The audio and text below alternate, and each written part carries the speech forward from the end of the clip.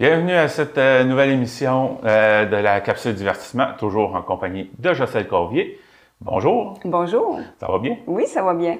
Donc aujourd'hui, on va parler des attractions dans différents pays, les attractions touristiques insolites. Effectivement, parce que, bon, il y a beaucoup de gens qui aiment voyager, puis je vois souvent circuler des photographies, puis on dirait que c'est une façon nous-mêmes de voyager un peu, hein, je trouve ça le fun. Puis, mais des fois, il y a certaines attractions touristiques peut-être moins connues, puis je trouve ça intéressant. Ça peut peut-être donner des idées à la maison, des gens qui vont beaucoup, par exemple, en Europe, etc., aux États-Unis. Peut-être ça peut leur donner des idées d'attractions à visiter la prochaine fois. Et il y a certaines attractions qui sont payantes pour ceux qui le gèrent, comme par exemple la première que tu veux nous parler, la fontaine de Trévi. C'est un excellent point parce que honnêtement, je savais que bon, les gens lancent de la monnaie dans des fontaines, puis tu te dis bon, c'est du petit change, hein? On n'a pas l'impression que ça rapporte tant que ça. On voit à l'écran. Donc, à Rome, en Italie, c'est la plus grande fontaine de Rome et la plus populaire. Donc, il y a une légende associée à ça, c'est que lorsqu'on jette une pièce en se mettant dos à la fontaine, on jette, donc je vous donne le mode d'emploi, si vous allez. On jette de la main droite au-dessus de l'épaule gauche notre pièce de monnaie. Donc, on va revenir à Rome. Ça, c'est une légende. On voit justement la personne. C'est exactement. Si vous allez, donc, c'est la procédure à faire. Donc, vous lancez une pièce, vous allez revenir à Rome. Vous lancez 2 pièces, vous allez rencontrer l'amour. Vous lancez 3 pièces, vous allez vous marier avec un Romain. J'ai pas les statistiques de véracité de cette légende-là, mais je trouve ça amusant. Semble-t-il qu'il y a beaucoup de, il y a beaucoup de gens qui prennent ça au sérieux parce que ça fait de l'argent, hein, on voit. Ouais, t'as sorti quelques statistiques, là. C'est beaucoup, là. Ouais, mais je te laisse aller justement avec les statistiques. Ouais, tu disais par jour, ça peut ramasser jusqu'à 2000 €. J'ai fait la conversion, c'est près de 3000. C'est 500 kilos, pareil, de monnaie qui est ramassée juste pour ça. Par semaine, on est à 14 000, qui est un peu plus de 20 000. Et par année, c'est ça qui est la partie impressionnante, là. Entre 1 et 1,5 million d'euros, ça donne 2,2 millions par année. C'est énorme. C'est vraiment intéressant, puis merci d'avoir fait les conversions, parce que c'est ça, les chiffres, c'est souvent en euros ou en argent américain. Puis, mais c'est beaucoup d'argent qui est versé à des œuvres de charité, c'est bien. Mais j'avais jamais pris conscience, j'avais déjà vu des photographies de fontaines, mais j'avais jamais pris conscience que sur une année, qu'à jour après jour, ça fait beaucoup d'argent. Puis d'ailleurs, la façon de ramasser, je voyais des images, puis je lisais que c'est sous la surveillance policière, parce que quand même, beaucoup d'argent, ouais, c'est quand même. Puis semble-t-il, vous voyez un petit peu à l'écran, donc on en profite pour nettoyer la fontaine, on coupe l'eau le matin, on en profite pour nettoyer, de brosser la fontaine, et on fait des espèces de petits, des amas de monnaie, puis on a des genres de tuyaux, finalement, qui ramassent cette... Ah, tiens, on voit à l'écran. J'ai pas mis les autres, parce qu'il y avait beaucoup de photos, mais après ça, bon, il y a des gens, les œuvres de charité, ils étalent tout ça pour faire sécher, évidemment, cette monnaie qui est mouillée. Et ça leur fait beaucoup d'argent pour faire fonctionner leurs œuvres de charité. Au moins, ça va à des œuvres... ça va avec la communauté. Ben oui, qui aident les gens. Donc, voilà, si vous allez à Rome, en Italie, vous pouvez aller faire des vœux dans la fontaine de Trévi. Le prochain, avec son nom, ça a l'air vraiment particulier, un ananas géant. Effectivement. Ça, c'est vraiment... je l'imaginais pas géant à ce point-là. On dirait presque que c'est un montage de Photoshop, mais non, c'est vraiment... c'est à Bathurst. Ça me fait sourire parce qu'on connaît un Bathurst plus près de chez nous, mais c'est en Afrique du Sud. Donc, on parle de 16,7 mètres de haut. Et c'est... là, vous voyez, il y a même un observatoire au-dessus de l'ananas. On parle de métal et de fibres de verre. Puis, ce qui est intéressant, j'ai été voir pour le fun comment on fait la culture de l'ananas. Parce que, bon, on mange des ananas, mais on ne s'arrête pas vraiment à voir comment c'est cultivé. Et c'est intéressant. Je savais pas, honnêtement, que c'était cultivé de cette manière-là. Je trouve ça assez intriguant. Mais t'as jamais arrêté à me demander comment ça poussait dans ma tête? Ça poussait comme un arbre ou quelque Ben chose. moi aussi. Je pensais pas que c'était à la façon du maïs. Hein. Oui, exactement. Ça m'a vraiment surpris. J'ai dit, tiens, ce serait intéressant de mettre l'image. Et pourquoi l'ananas est si important? Tu sais, parce que veut pas, pour qu'on prenne la peine de construire un hommage à l'ananas, je me suis dit, ça doit être quand même important. Puis on dit qu'au 18e siècle, il y avait beaucoup de famines. Les colons avaient de la difficulté à survivre dans cette région du monde. Et on a décidé de faire la culture de l'ananas qui peut être faite tout au long de l'année. Et c'est un petit peu comme ça qu'on a réussi à survivre. Donc, c'est quand même intéressant. Le prochain, j'ai fait allusion au maïs, puis justement, ça a rapport avec ça. Ça s'appelle la tranche de polenta. En tout cas, il y a un nom italien avec ça, je crois, mais on va te laisser aller avec ça. Effectivement, je pense oui, voilà. Donc, la tranche de polenta, j'ai été voir, honnêtement, j'avais aucune idée ce que ça voulait dire. C'est la semoule de maïs. Puis ça, on est rendu en Italie, à Turin. Regardez sur l'image, c'est pas mal au centre de l'écran. C'est comme une portion de gâteau. C'est ce que ça me fait penser, ou de fromage. Donc, c'est vraiment fait comme une portion, si on veut. Mm. C'est intéressant parce que quand on voit les mensurations, si on veut, les mesures de cet édifice-là, c'est incroyable, la différence. On parle de 54 cm de large. La partie la plus petite là, de la pointe, si on veut. Bon, on voit exactement. Donc, c'est le même bâtiment. À gauche, c'est la fameuse façade de 54 cm. Et de l'autre côté, mais c'est un petit peu plus large, mais c'est vraiment le même bâtiment. Puis bon, évidemment, les gens s'amusent à prendre des photos. On peut comprendre pourquoi. Pourquoi c'est venu, une personne est venue à construire quelque chose comme ça. La personne a hérité d'un lot, puis n'a pas réussi à acheter les lots voisins. Ben là, il s'est dit, je vais compenser en construisant en hauteur. Disons qu'il a maximisé l'espace. C'est ce qu'on peut dire avec le lot qu'il y avait entre les mains. Donc, c'est assez fascinant. Le 55 cm, c'est pas mal l'épaisseur d'un 2x4. Oui, dans le fond, c'est bien juste, c'est un coin de mur, carrément.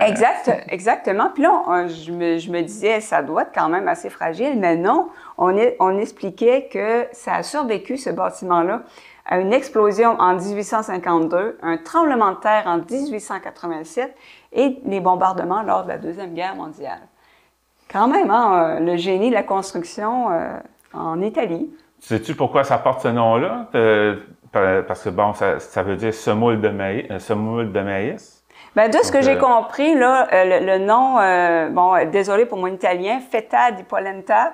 Donc, en français, la tranche de polenta. De ce que je comprends, c'est qu'il y a un mets culinaire là-bas, que lorsqu'on fait une espèce de tranche, ça a la forme du bâtiment. Mais c'est ce que j'ai compris. Donc, mais c'est fascinant. C'est un des bâtiments les plus photographiés à Turin et on comprend pourquoi. Prochain, on s'en va sous l'eau, un parc de sculptures sous-marins.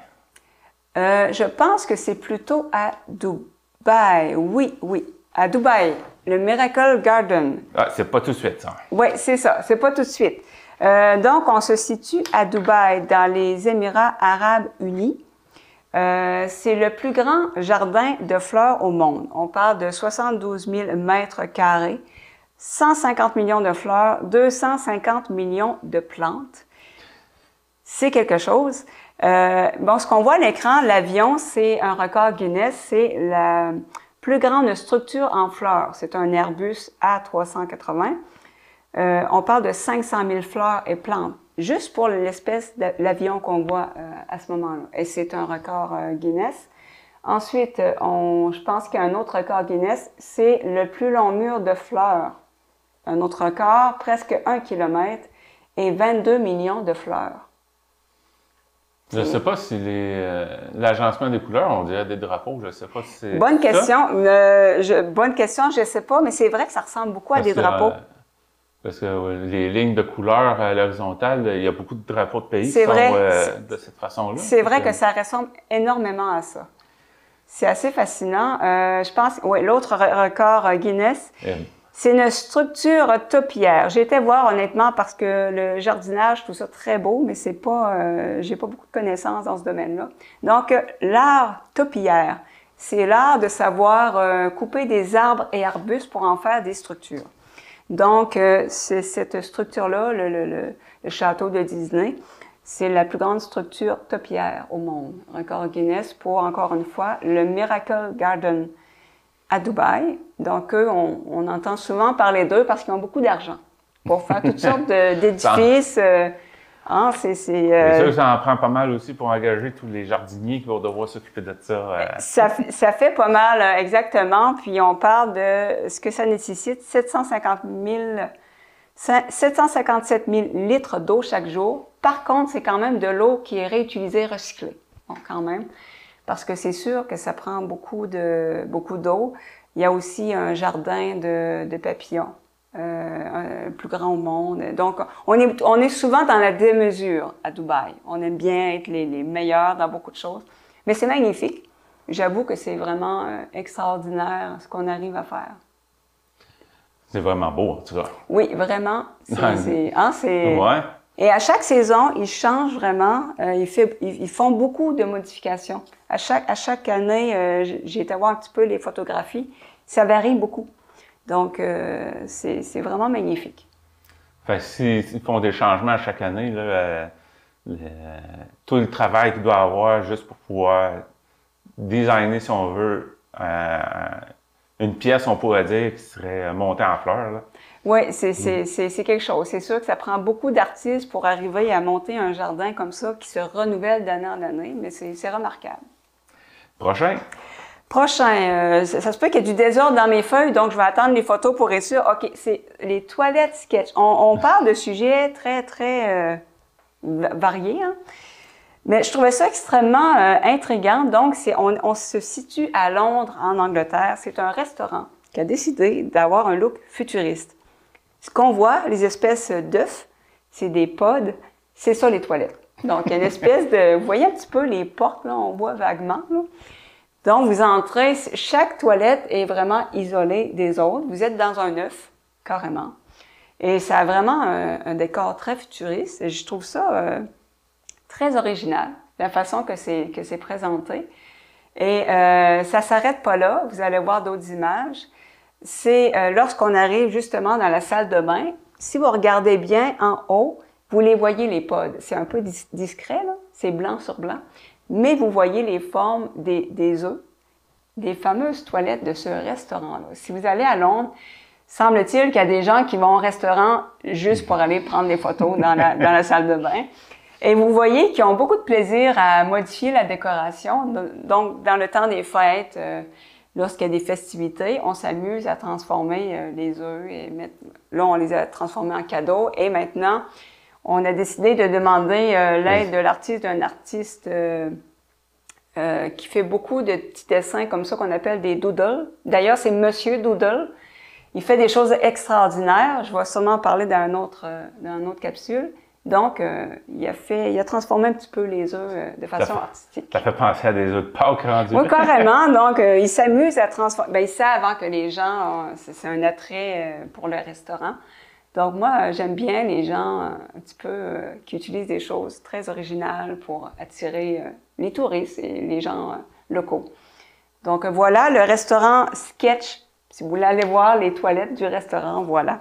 C'est très populaire. Ensuite, donc, juste à voir l'image, ça doit être le pont avec les multiples cadenas, parce que je vois pas bien d'ici, mais ça doit être le pont je sais pas quelle rivière à Paris, hein. Exactement, tu as vu juste, donc c'est notre dernier petit sujet, c'est les fameux cadenas, les cadenas de l'amour. Donc, les gens ici connaissent peut-être ça parce que des fois, les gens en mettent sur la passerelle à Chandler. J'en ai vu, moi aussi. Je sais pas si on les a laissés là, mais comme vous voyez, ça peut dégénérer. Vous voyez à l'écran que, à un moment donné, tu sais, quand on donne la permission à des humains de faire certaines choses, des fois, ça dégénère. Et vous voyez qu'à un moment donné, ça devient, de un danger pour la structure, parce que ça n'a pas été pensé pour ça, hein? Et de deux, ça peut devenir une pollution visuelle. Parce qu'il faut savoir, c'est que là, on parle vraiment, c'est de la passerelle des arts à Paris, si je me trompe pas. La vue de cette passerelle-là, c'est une vue qui fait partie de l'UNESCO, tellement c'est une vue magnifique. Et là, ouais, c'est là que ça devient problématique. donc, quand vous voyez ça, tu sais, c'est sûr que vous voyez exactement, c'est sûr que ça gâche la vue. Tu sais, il faut quand même... j'ai discuté avec des gens, justement, des amis qui vivent en banlieue de Paris. Je les salue, d'ailleurs. Et je leur ai parlé avant la capsule. Puis, ce qu'ils me disaient, c'est qu'eux trouvaient ça affreux. Ils disaient que, c'était dangereux pour la structure parce que les ingénieurs n'ont pas construit ces passerelles-là en fonction des cadenas. Ben, donc, ça n'avait pas été problématique à un moment donné. Là, on voit un opérateur dessus, mais il me semble qu'il y avait eu un problème à un moment donné de structure, puis ils ont été obligés de couper tous les cadenas. Exactement. Bon, ce qu'on voit à l'écran, c'est qu'à un moment donné, on en a eu assez des cadenas. Et donc, on est en train d'enlever les fameuses...